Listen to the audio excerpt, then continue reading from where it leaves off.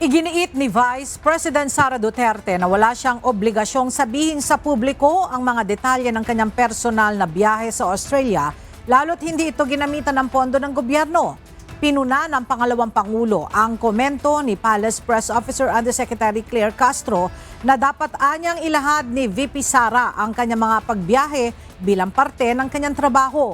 Muli ring binigyan diin ni Duterte na ginagamit lamang siya ng kasalukuyang administrasyon bilang political scapegoat upang ilihis ang atensyon sa mga kakulangan ng pamahalaan.